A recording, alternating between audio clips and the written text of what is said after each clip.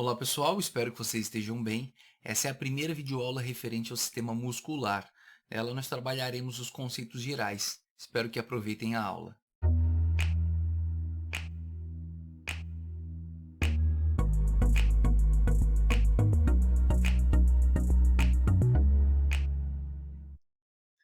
Bem, em relação ao sistema muscular e suas funções. Bom, primeiro de tudo a gente tem que entender que existem três tipos de tecido muscular.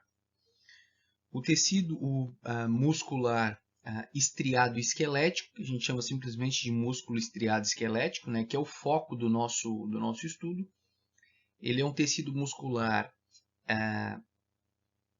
estriado, né, como o próprio nome diz, né, as células são estriadas, e ele é músculo de contração voluntária, ou seja, eu contraio quando eu bem entendo, o controle ele é racional, ele é voluntário. Exemplo, se eu decidir contrair o meu flexor longo do polegar, eu vou fazer a flexão do polegar, só que eu faço quando eu bem entendo, quando eu não quero, eu não faço.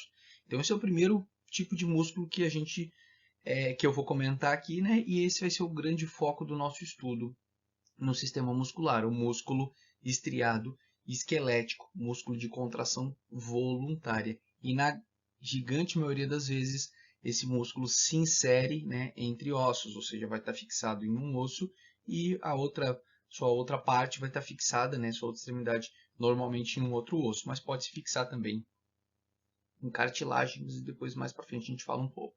Bom, um outro tipo de tecido muscular é o tecido muscular estriado cardíaco, né? Que compõe o músculo cardíaco, né? Ou seja, o miocárdio. É um músculo, né? Como o próprio nome diz, estriado, né? Tecido, as células, né? Criam comunicações entre si, que a gente diz que são as estrias. É claro que isso vai ser estudado, né?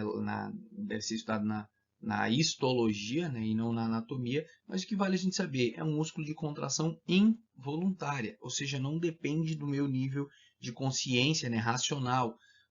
Eu posso, por exemplo, pedir para você flexionar o polegar ou não, você faz se achar que deve. Eu não tenho como pedir, ó, faça com que o seu coração pare de bater por 5 segundos. Por quê? Porque o músculo estriado cardíaco é músculo de contração involuntária. Onde que a gente encontra? Somente no coração, né? Constituindo o miocárdio, né? Lá em sistema respiratório, sistema circulatório, perdão, eu explico um pouco melhor.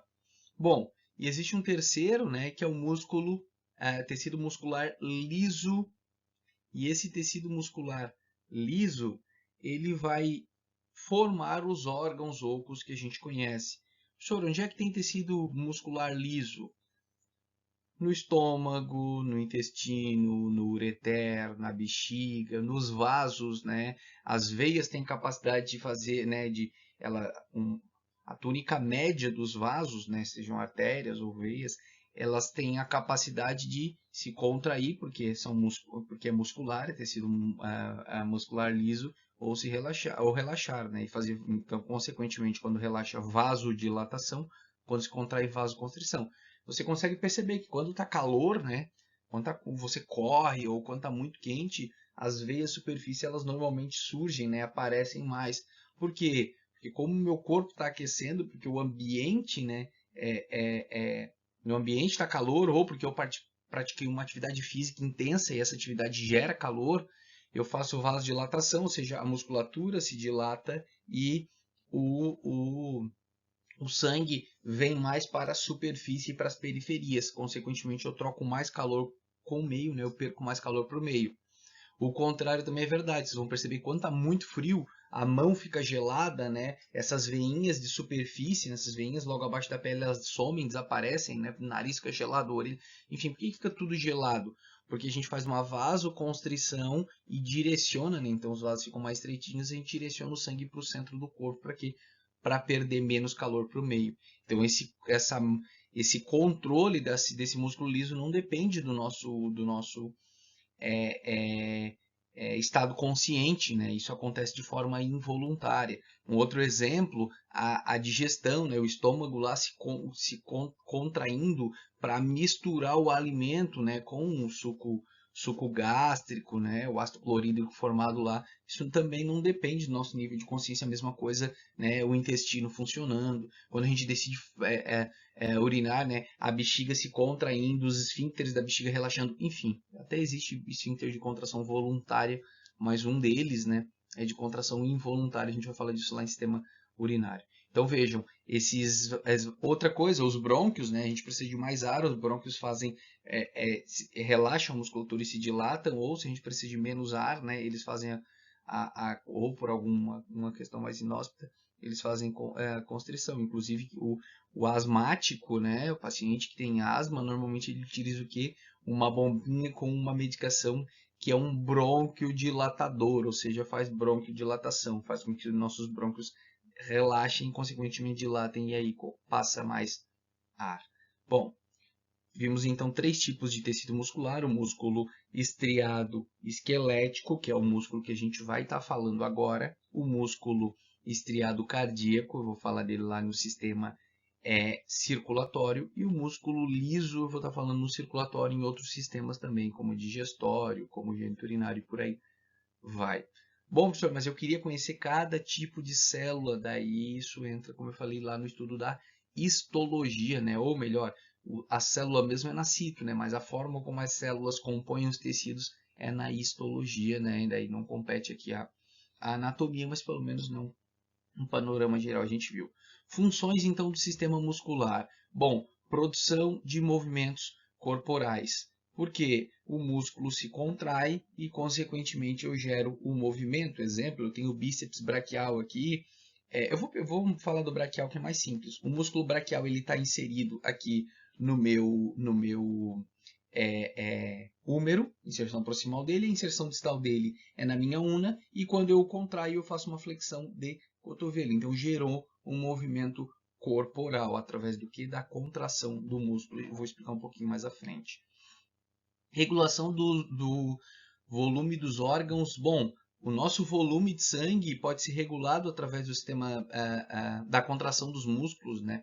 É claro que existe todo um mecanismo que controla a nossa volemia, né? Mas vamos levar para algo um pouco mais simples, né? A nossa bexiga está cheia, a gente decide esvaziar a bexiga, contrai o músculo detrusor da bexiga, é claro que os esfíncteres têm que relaxar, né? A urina esvazia e aí o volume, né, dos órgãos ele diminui. Então, quer dizer, quando o músculo se contrai, ele deixa o órgão, né, menor, quando ele relaxa, deixa maior. Então, a gente tem como regular o volume aqui, né, dos órgãos através da contração muscular ou do relaxamento desses músculos.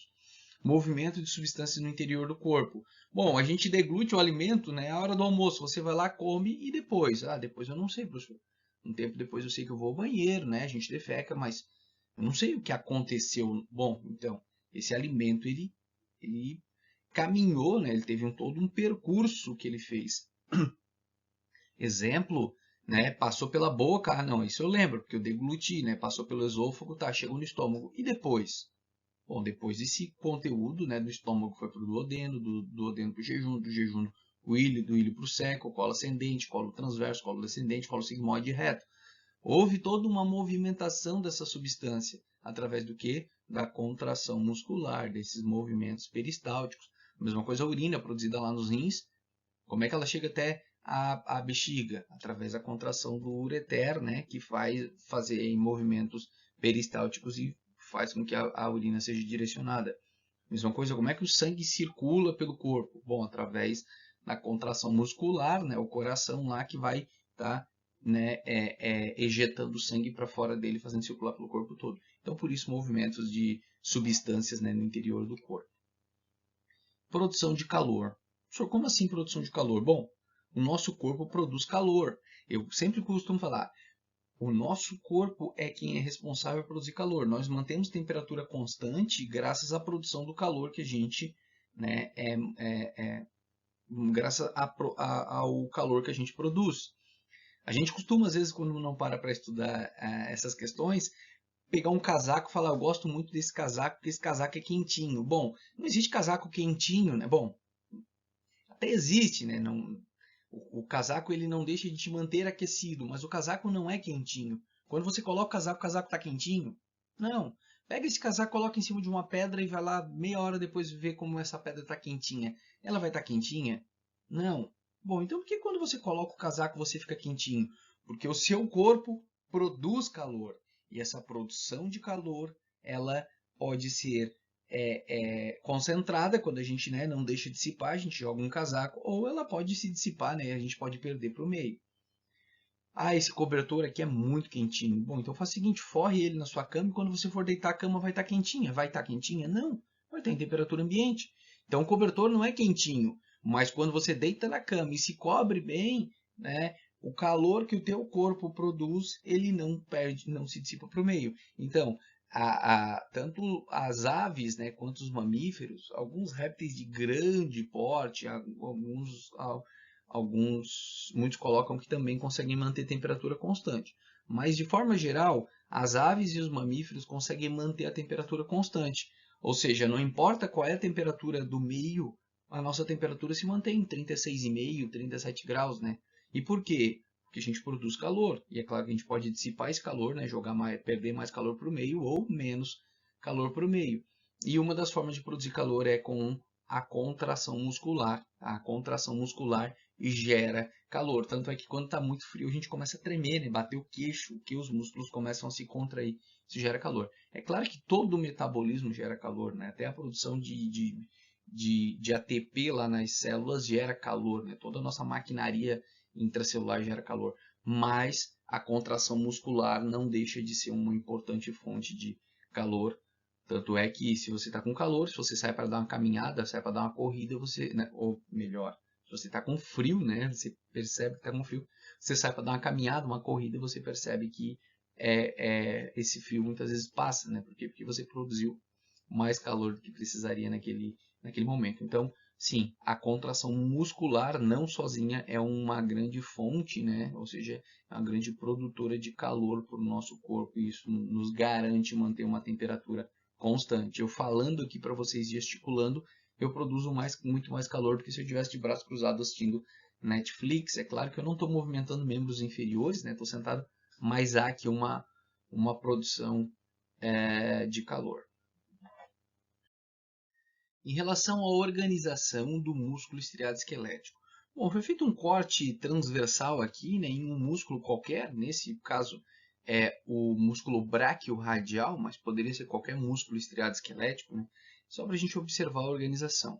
Bom, o que acontece? Se a gente pegar ali, der um zoom, né, e for lá olhar uma célula muscular, a gente vai ver, ó, que a célula muscular ela é alongada. Ó. Aqui eu tenho uma célula muscular. E essa miofibrila, bom, daí já é um componente, né, intracelular. A gente não vai entrar aqui nos componentes intracelulares. A gente vai da célula, né, da menor unidade morfofuncional para adiante. Bom, a célula muscular ela é uma célula alongada, tá? Assim como os axônios de neurônio, de muitos neurônios, né, são alongados. E por ser alongada, muitos chamam de fibra. Então, fibra muscular é sinônimo de célula muscular, porque a célula também pode ser redondinha, né? Pode ser globosa, né? Pode ser uma globina, pode não ter forma definida também, mas na maioria das vezes ou ela é redondinha, a gente diz que ela é globosa, ela é uma globina, ou ela é alongada, a gente diz que ela é fibrosa, é uma fibrinha. Então, a célula muscular nada mais é do que uma fibra muscular, né? Ou o contrário, uma fibra muscular nada mais é do que uma célula muscular. Então, nós vemos aqui, ó, uma célula muscular, né, que aqui está sendo representado como fibra, ó, mas também tem entre parênteses, né, célula muscular. Essa célula ela vai ser envolvida por tecido conjuntivo que a gente vai chamar de endomísio, que nem está sendo representado aqui, mas envolvendo aqui, ó, essa célula eu tenho endomísio. Bom, várias células musculares, né, ou várias fibras musculares, cada uma envolvida pelo seu endomísio, elas se unem e formam um fascículo, um feixe. Esse fascículo ele vai ser envolvido também por tecido conjuntivo. Esse tecido conjuntivo que envolve o fascículo a gente vai chamar de perimísio. E eu vou juntar vários fascículos e vou envolver também esses fascículos por tecido conjuntivo. É o que nós vemos aqui, ó. Aqui eu tenho um fascículo, aqui eu tenho outro fascículo, aqui eu tenho um outro fascículo e, ó, o fascículo, como eu falei, envolvido por um perimísio e todos esses fascículos que vão compor, né, um músculo propriamente dito, ou ventre muscular, depois eu explico um pouquinho, vai ser envolvido por tecido conjuntivo, que a gente vai chamar de perimísio. Então, a célula muscular, né, a fibra muscular é envolvida pelo endomísio, o fascículo pelo perimísio e o músculo como um todo pelo epimísio. Bom, isso tudo é tecido conjuntivo. Esse tecido conjuntivo envolve as fibras musculares, elas são bem organizadas, só que ele é um pouco mais longo do que a fibra muscular. Vamos colocar, se a fibra muscular fosse desse tamanho, né, a célula muscular tivesse esse comprimento, esse tecido conjuntivo que envolve tanto fibras, né, tanto células, quanto fascículos, quanto o músculo como um todo, passa um pouquinho. E essa estrutura, esse tecido conjuntivo vai formar o que a gente vai conhecer como tendão, que é a estrutura que vai inserir, vai fixar, né, o músculo ao osso. Ó, aqui eu tenho um osso, eu tenho um tendão prendendo ao osso. Notem, ó, como o músculo é organizado e notem como dentro aqui, ó, eu tenho passando, né, entre os fascículos, ó, a artéria, né, que vai levar um sangue, né, arterial, um sangue rico em oxigênio para os músculos, e eles precisam de muito oxigênio, principalmente quando a atividade é intensa, por isso que a gente manda muito sangue para os músculos, né? Porque quando há contração vigorosa, quando a gente aumenta, eu vou correr, eu vou lutar, eu vou trabalhar, eu vou fazer,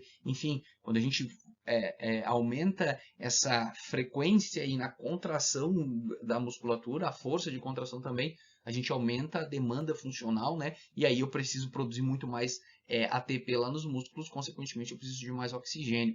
Então vejam, ó, tem a artéria aqui passando dentro do músculo levando oxigênio, né, para as células musculares. Eu tenho veia drenando, né, levando novamente esse sangue agora venoso lá para outras veias que vão acabar desembocando lá no coração. Eu tenho nervo inervando o músculo, porque o neurônio vai, né, estimula o músculo, as fibras musculares, e elas se contraem, e assim que o movimento é gerado. Então, verificando a organização do músculo, né, claro que de forma macroscópica, né, não de forma microscópica, esquecendo a citologia e a histologia, mas pensando aqui mais no macro, mais na anatomia, é isso aqui que nós vemos. Então, um músculo estriado esquelético, ele é constituído da maneira como estamos vendo aqui. Em relação aos componentes, né, musculares de um músculo estriado esquelético, então eu trouxe aqui organizadinho para a gente ter direitinho os conceitos. O ventre, o que é um ventre? O ventre é a parte muscular carnosa, é a parte vermelha que nós vemos. Então, a parte muscular carnosa constituída por fibras musculares contráteis. O ventre é a parte que se contrai. Se você pegar aí, ó, fizer uma supinação, lembrando que supinar, né, é suplicar, é pedir, ó, então palma da mão voltada para cima e fletir o seu cotovelo, você vai sentir que o seu bíceps braquial, que estava muito mais longo aqui, ó, ele ficou curtinho, ele ficou menorzinho. O que isso aconteceu? O ventre se contraiu. Então, o ventre é a parte carnosa, né, a parte que tem fibras musculares, e a porção contrátil. O que é um tendão? Ó, é a parte não contrátil, claro, porque a gente sabe que o tendão é constituído só por tecido conjuntivo, não é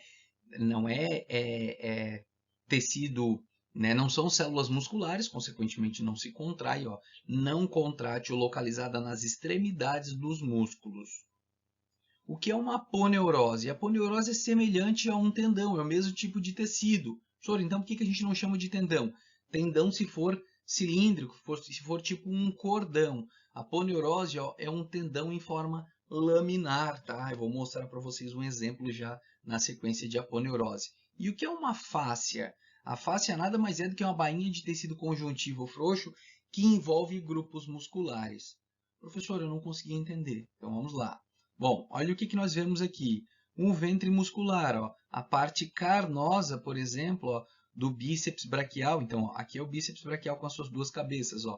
Essa porção que nós vemos aqui vermelhinha, tá, é o ventre muscular. E o que sobrou, professor? Aí nós temos o tendão.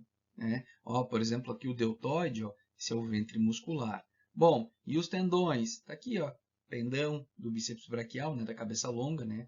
Ó, na cabeça curta, do músculo coracobraquial, da porção distal aqui do bíceps, enfim. Então, o que a gente está vendo branquinho aqui são os tendões, a parte não contrátil, né? E a aponeurose, vejam, ó, Aqui nos músculos da cabeça, eu tenho um músculo chamado de músculo occipito frontal. Esse aqui é o ventre frontal do occipito frontal e esse aqui é o ventre occipital do occipito frontal. Esse músculo, esses dois ventres, são ligados por um tendão laminar, só que a gente não chama de tendão. Eu estou falando que é um tendão laminar só para facilitar o entendimento. A gente vai chamar de aponeurose, tá? É uma estrutura de tecido conjuntivo, né? Só que vai estar conectado aos músculos, só que ele é laminar. A mesma coisa aqui, ó, no abdômen, a gente tem aqui a aponeurose dos músculos da parede abdominal, né? Oblíquo externo, oblíquo interno, transverso do abdômen. A gente vai falar desses músculos mais à frente. Então vejam, essa estrutura que eu não chamo de tendão, porque não é comum um cordão, e sim uma lâmina. Bom, e por fim, o que é a fáscia? A fáscia, ó, nada mais é do que essa bainha aqui de tecido conjuntivo que envolve os grupos musculares. Vejam, ó, a fáscia foi cortada aqui e eu consigo observar, ó, os músculos de forma individuais. Ó. Esse músculo aqui, por exemplo, é o sartório, esse músculo aqui, por exemplo, é o reto femoral, esse aqui é o vasto lateral, esse é o tensor facial lata, enfim. E notem, ó, que aqui eu vejo os músculos todos, mas aqui não, eles estão envolvidos por uma fáscia, né? Essa fáscia, né, mesmo que a gente vê ali no pescoço, nada mais é do que uma fáscia muscular que envolve grupos musculares que forma compartimentos. Depois a gente vai ver que em cada região, por exemplo, no braço eu tenho dois compartimentos, o anterior e o posterior. Ele é formado por essas fáscias. Elas vão se invaginar e vão formar os septos intermusculares. Antebraço é a mesma coisa, eu tenho compartimento anterior e posterior. Na coxa, por exemplo, eu tenho compartimento medial, eu tenho compartimento anterior, eu tenho posterior. Na perna, eu tenho compartimento anterior, compartimento lateral e compartimento posterior. O compartimento posterior da perna ainda é subdividido em porção superficial e profunda. Isso tudo por essas fáscias. Então, aqui uma aulinha um pouco mais conceitual, né? Algumas explicações para a gente entender, na verdade, esses componentes, para depois a gente falar dos músculos, né, propriamente ditos. Bom, em relação à classificação desses músculos e em relação à sua função. Então, vamos lá. Nós temos o agonista. O que é o agonista? É o agente principal na execução de um movimento. Ou seja, o agonista é aquele músculo que é o principal músculo que age em prol de um movimento. Mas vale lembrar que, na grande maioria das vezes, o músculo nunca age sozinho em prol de um movimento. Mas eu vou dar um exemplo. Ó. Se eu, com o antebraço aqui, ó, pronado, tá? Pronado, ou seja, mão para baixo, quando eu faço uma flexão de cotovelo, o principal músculo que age em prol desse movimento é o músculo braquial.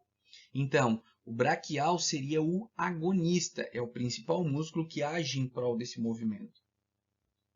Em contrapartida, eu tenho o antagonista, é um músculo que faz um trabalho contrário, de oposição. Então, ó, é um músculo que se opõe ao trabalho do agonista. Exemplo, ó, quando eu faço flexão de cotovelo com a mão pronada, assim, o braquial a gente pode considerar como agonista. Agora, o tríceps braquial, o músculo que está lá atrás, depois a gente vai conhecer todos eles, que a função dele é fazer extensão do cotovelo, ele faz um papel de antagonista, ele se opõe ao trabalho e, consequentemente, ele regula a velocidade, a potência da ação, ou seja, se eu não quero puxar com velocidade, o tríceps ele vai soltando aos pouquinhos. Então, vejam, o antagonista ele faz um trabalho contrário. Aí vai dizer, professor, então eu posso afirmar que o braquial é um agonista e que o tríceps é um antagonista? Não, depende do movimento que a gente está analisando. Existe uma disciplina chamada cinesiologia, que é só o estudo do movimento. E a cinesiologia vai estudar tudo isso. Mas, se eu estiver falando de uma flexão de cotovelo em que o antebraço está pronado, sim, eu posso dizer que o braquial é o agonista e o tríceps braquial é o antagonista. Agora, se eu estiver falando de uma extensão de cotovelo, já inverte tudo. Na extensão de cotovelo, o tríceps braquial vira o agonista, porque é o principal movimento que age em prol da extensão do cotovelo, enquanto que o bíceps braquial vira ou melhor, eu estava falando do braquial, né? Vira o antagonista. Estão vendo? Então isso tudo inverte. Agora, se eu colocar, ó, se eu fizer uma flexão de cotovelo com uma mão supinada e não pronada, O agonista, que era o braquial, agora já não é mais o braquial, é o bíceps braquial. Então, o bíceps braquial vira o agonista na flexão de cotovelo com o antebraço supinado, né, com a mão supinada, enquanto que e o tríceps continua sendo o antagonista, tá, nesse caso. Mas daí a gente vai ter os sinergistas, que eu já vou explicar agora. Bom, o que é um sinergista? O conceito de sinergista é o seguinte, ó, é um músculo que participa estabilizando as articulações para que não ocorram movimentos indesejáveis durante a ação principal. Esse é um dos conceitos da literatura, mas nem sempre se traz assim. Muitas vezes as pessoas simplificam e digam, é o que ajuda o agonista. Bom, mas aí cabem interpretações. A que eu acho mais segura, a que eu acho mais confiável, a que eu mais encontro, né, em algumas literaturas confiáveis, né? Por exemplo, a gente vai encontrar isso no Moore, aqui atrás, o Moore tá ali em pezinho ali atrás, ó. Aqui, tá? A gente vai encontrar isso no Grace, por exemplo, que é aquele pretinho, aquele livro tá lá, a gente vai encontrar no Snell, ou seja, a gente vai encontrar alguns livros que parrudos, assim, né, de anatomia, que vão dizer o seguinte, vejam só, todo músculo, quando passa sobre uma articulação, ele obrigatoriamente age naquela articulação. Exemplo, eu tenho um músculo flexor profundo dos dedos, ó, que ele tem 4 tendões, esse músculo, esses tendões vêm, ó, e se inserem na falange distal desses 4 dedos aqui. Para o polegar não vai, desses 4 dedos. Quando eu contraio, o que eles fazem? Eles contrafletem os dedos. Só que esse flexor profundo do polegar, ele passa também sobre a articulação do carpo.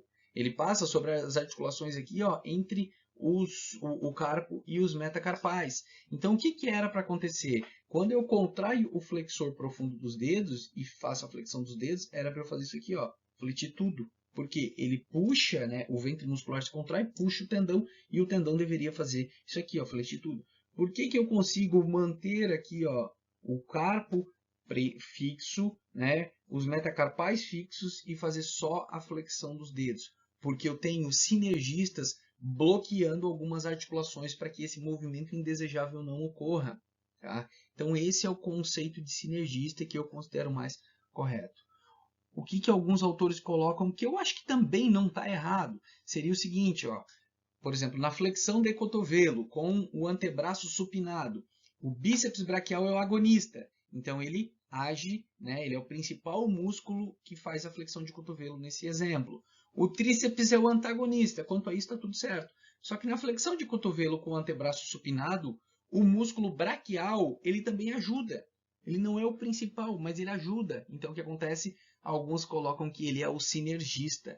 Então, para tentar juntar os dois conceitos, a gente pode dizer que o sinergista ele ajuda. Ele não é o principal, mas ele ajuda na execução daquele movimento. Mas se você fosse escolher, professor, qual é o conceito assim? É o músculo que ajuda ou ele auxilia, mas estabiliza as articulações e não ajuda no movimento? Eu ficaria com esse conceito aqui, tá? Então, eu não faço flexão de todo o carpo e tudo mais, porque eu tenho sinergistas que bloqueiam essas articulações e, consequentemente, eu faço só mexo a articulação que eu quero mexer, graças aos sinergistas. Tá? Mas isso vai muito da interpretação. Eu estou tentando ter muito cuidado aqui, porque muitas vezes vocês vão ver, não, o sinergista ajuda no movimento, mas parece que ele só está ajudando, né, em prol do movimento. Mas não, na verdade é um ajuste mais refinado, um ajuste um pouco mais complexo, né? Mas isso cabe à avaliação, né, do que se está falando. Aqui, ó, os músculos que eu estava citando para vocês, por exemplo, esse aqui é o bíceps braquial. Profundamente em relação a ele, a gente tem o músculo braquial, tá? E lá atrás, na região posterior, ó, a gente encontra o tríceps braquial, tá? Então, só para exemplificar aqueles músculos que eu citei para vocês nos exemplos que eu dei aqui, mas a gente vai falar de cada músculo de forma individual daqui a um tempinho. Espero que tenham curtido a aula. Nos vemos na próxima. Um abraço.